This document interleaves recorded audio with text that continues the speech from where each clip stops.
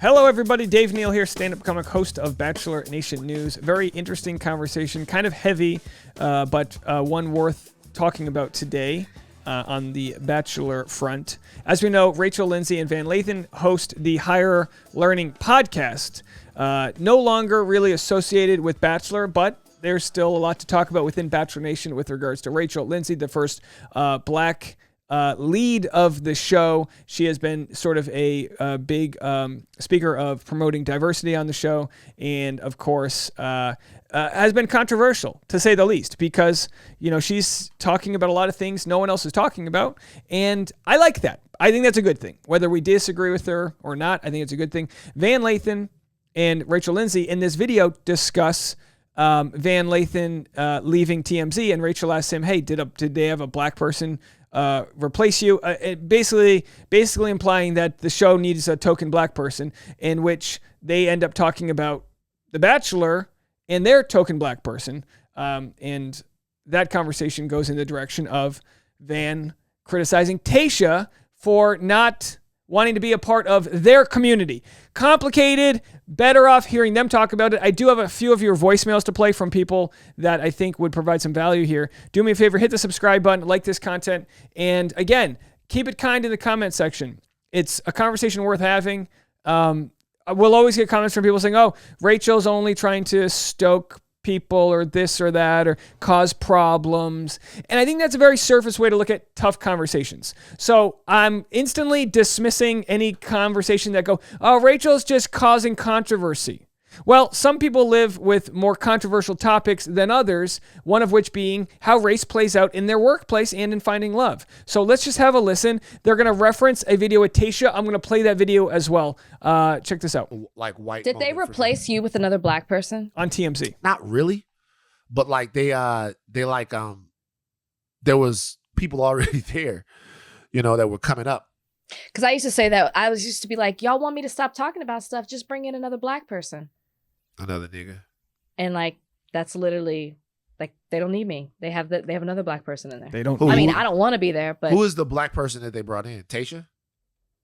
Michelle. Michelle's Michelle. I left that podcast. Now Michelle's the new host of the podcast. Yeah. Oh, I love Michelle. Oh, we want people to win. We want people to win. Oh my gosh, I love Michelle. I really, really do. We all love Michelle. Great. You don't like Tayshia though. Whoa, that's not true. You don't like her. We all know it to be true. But Tayshia not black. The slow sip. So they couldn't have recorded. She's Did she tell you that? It's what was implied. Very controversial interview. I could have gone a lot harder. That actually was a very controversial interview, and people were upset with some of the questions we asked, which I thought we were extremely nice. I'm going to show you that interview. I think they were extremely nice. I'm going to show you that interview. Van is accusing Rachel of not liking Tayshia. Very quickly, we are not trying to stoke anger amongst community. We're not trying to do any of that right now, okay? Let's get to the root of this. Extremely nice. This is what I'll say before we move on to another incredibly controversial topic. I want people to understand about that interview. Let's do it. We know what we should do. We should have a segment. I haven't suggested a new segment in a long time. I already know what you're gonna say. What segment do you think we should do? You're gonna say where we go back and redo interviews. Well, redo interviews like a higher learning rewind. They have good audio, by the way. Look at something that we already covered and pick apart. I like it. Yeah, and see if we'd have covered it the same way. And just go back and look at some of the moments. By the way, so Van's accusing Tayshia of saying she's not black, and then we're going to play what Tayshia actually said, okay? Like watershed moments in the pockets, a higher learning rewind. I like it. And listen, Thought Warriors, put out what some of your favorite interviews are. and we'll other than Michael Rappaport. Right. But no, I think that you would do some things differently maybe in that interview. Maybe. So that would actually be a good one. All right, redo the interview. If I was just thinking about it right now, and I got to say this, where I'm from, black people are not trusting of black people who other themselves. I'll just be honest with you. Okay. If we all sitting in the bullpen, not a bullpen, because I don't want to say that we all going to jail. If we all sitting down on a bench, we all sitting down somewhere, And you look like you look, I look like I look, Tayshia looks like Tayshia looks. We all look around and we all accept that we're all black.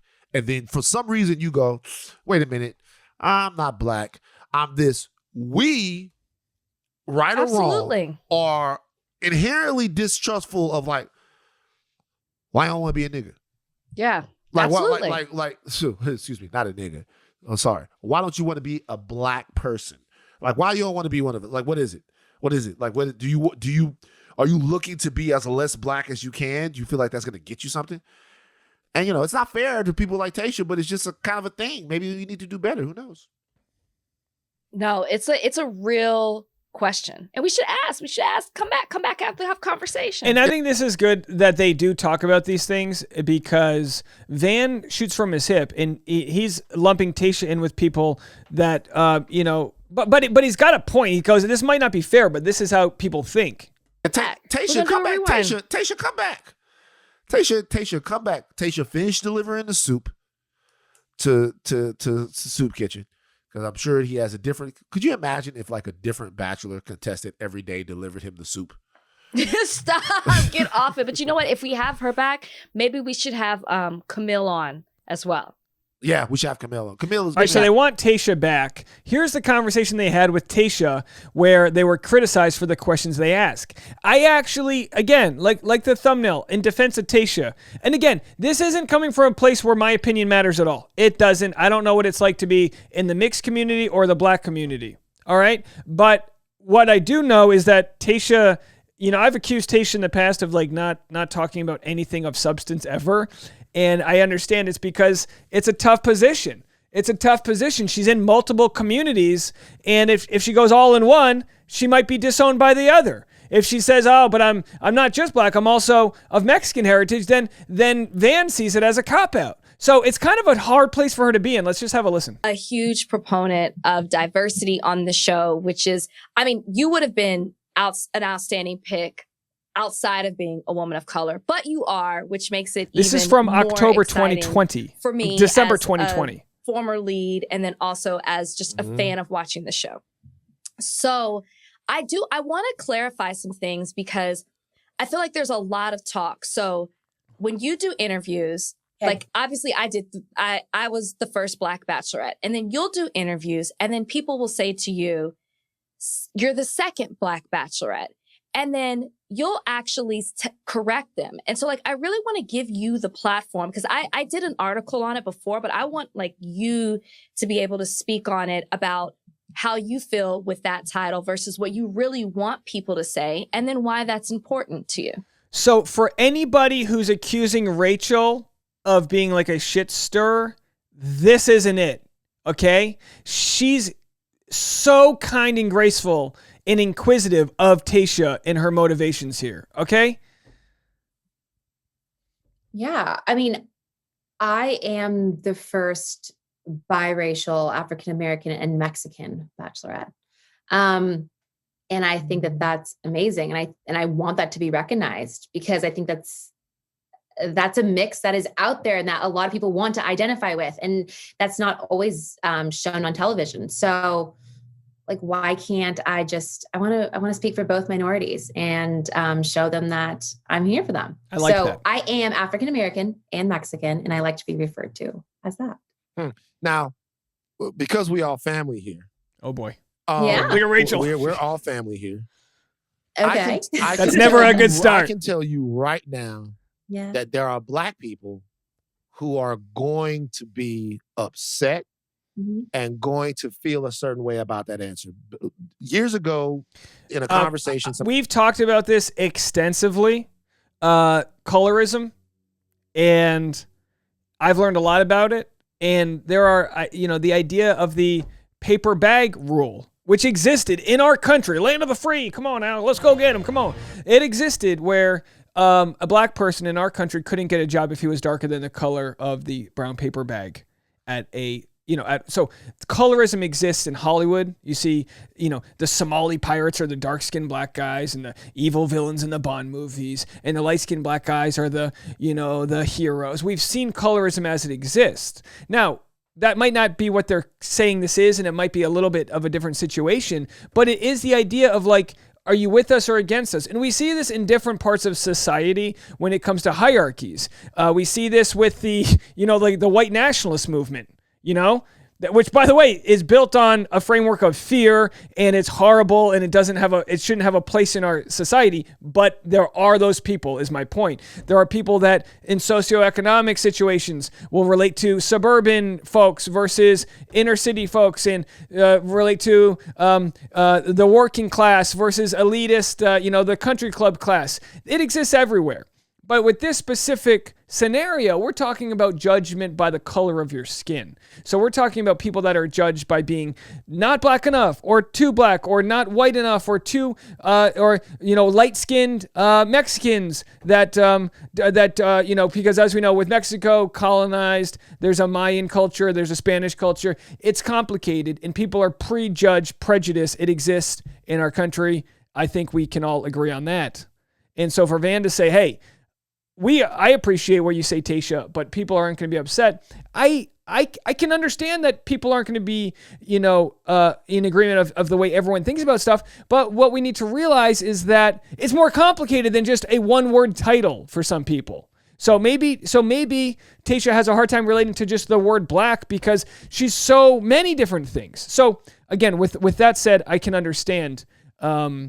And I think what we need to do is just give people as much grace for the position they're in, Some conversation. Tiger Woods referred to himself as Caucasian or something like that. That's because he made that shit up. That's why people felt that way. It's a true thing. I get it. But I guess what I'm saying is, do you get the fact that when people see you, they see a beautiful black woman, and sometimes it seems to black people that our blackness is never enough. They want to identify with you as a black woman. They want you to claim your blackness and say, yo, I'm black. And do you understand why people would hear you say that and then be upset by it, being that it seems that anybody who has our skin tone or looks like us suffers the same exact perils that we suffer, that they will want you to kind of opt into your blackness and not mishmash it up a little bit? I understand that completely. But then I also look at the other side of like, the fact is that I am also Mexican. And then it's really nice to be able to identify with those people as well. Like, because I've actually, this past weekend, I was on the NAACP like panel for like the visual arts panel. Sure. And I had said that it was amazing to be like a biracial woman on television at the moment. And I got so many DMs saying from women that are biracial, but specifically Mexican and something else, saying like, I am so happy that you're speaking up and you're claiming that you are Mexican, because not many people say that they're Mexican.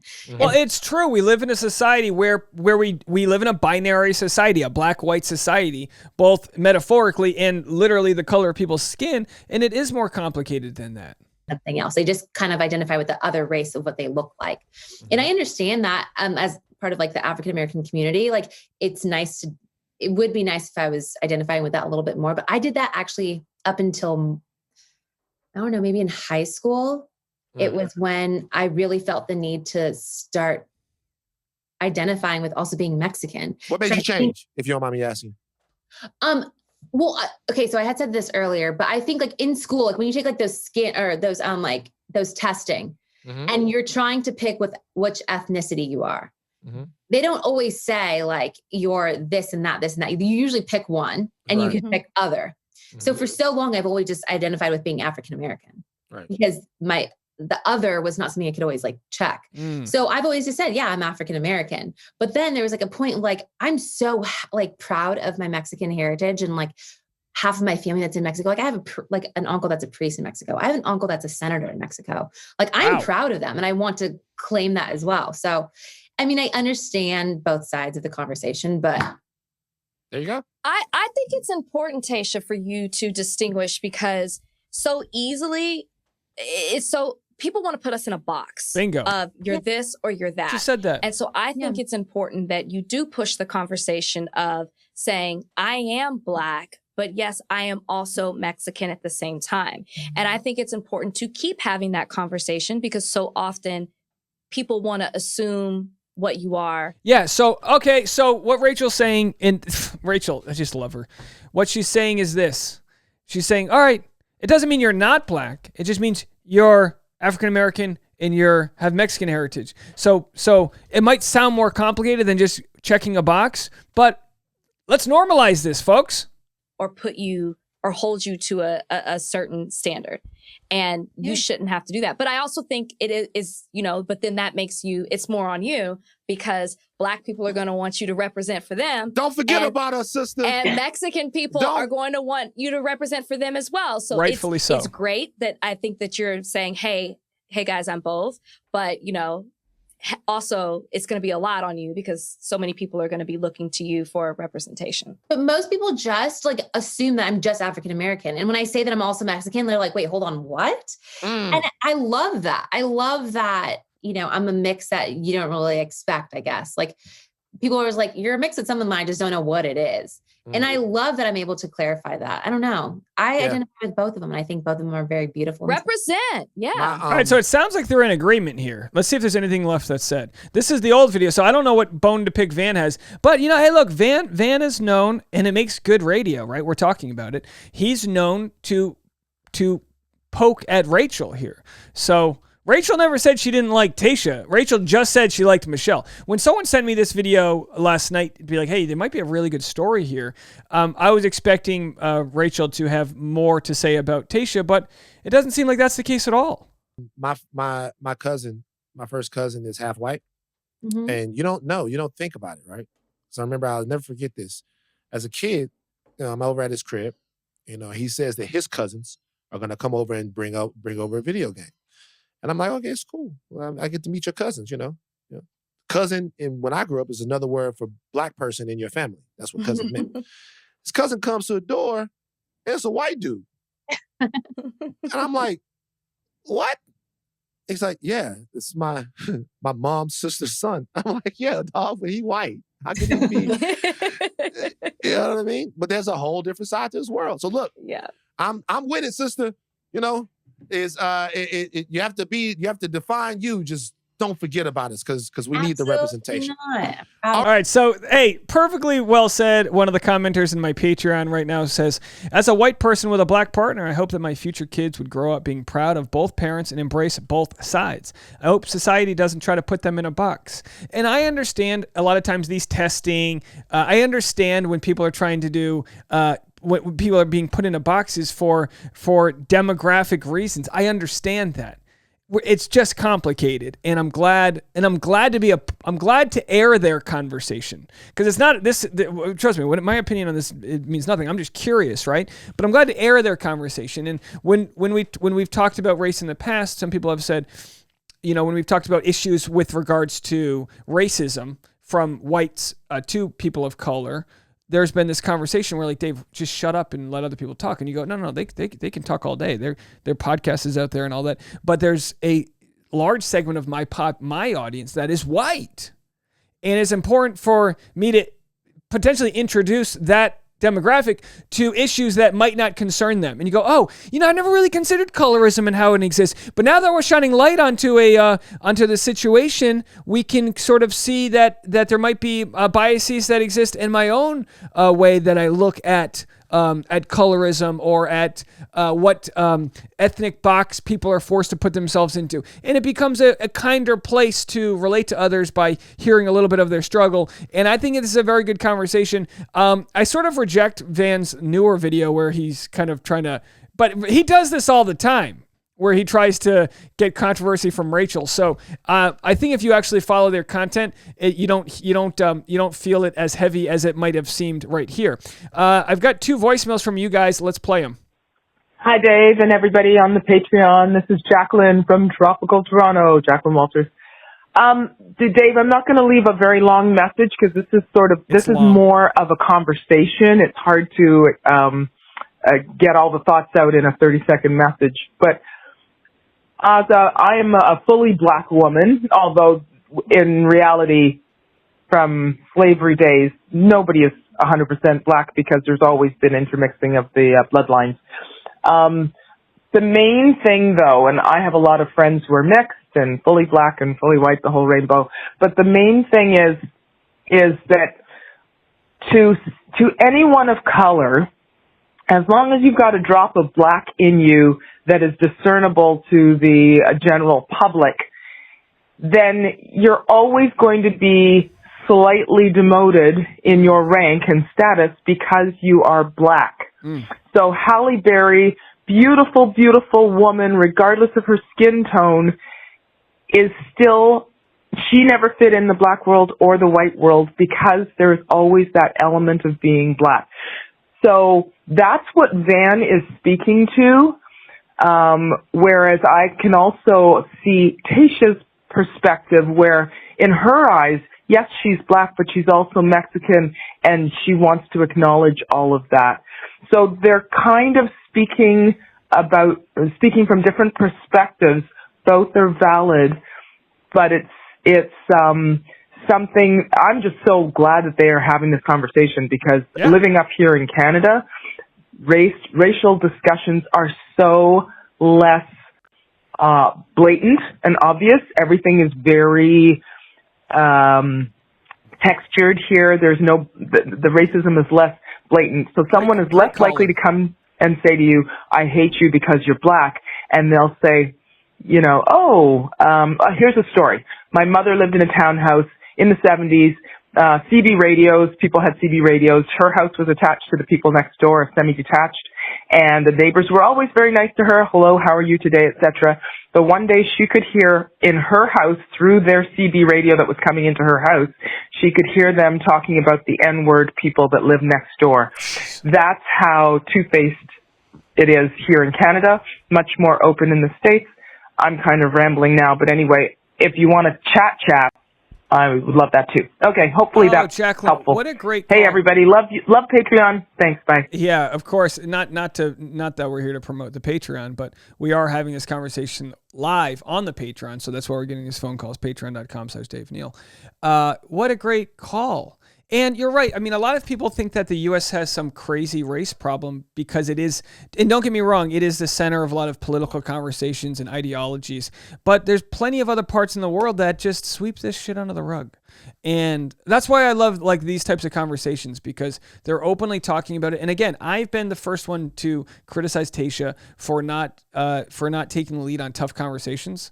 I think she does a really good job of explaining where she is with regards to her positions and why she feels the way she does. And I'm actually surprised that she was able to speak that so in a way that makes so much sense to all sides. Okay, next voicemail. Hi, Dave. It's Veronica. Thank you for letting me remake my voicemail. So basically what I wanted to talk about is being a mixed person and also what it's like to not be stereotypical. So I am mixed. My dad is white and my mom is Mexican. She's from Mexico.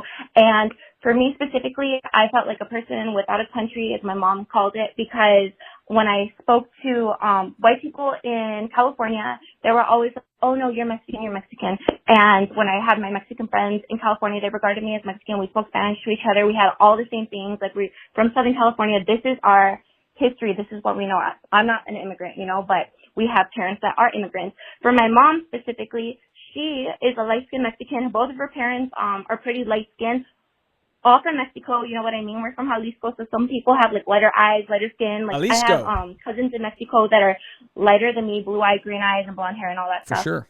But because of that, they are, my mom specifically felt that she was rejected by her friends, the ones who have like more indigenous features.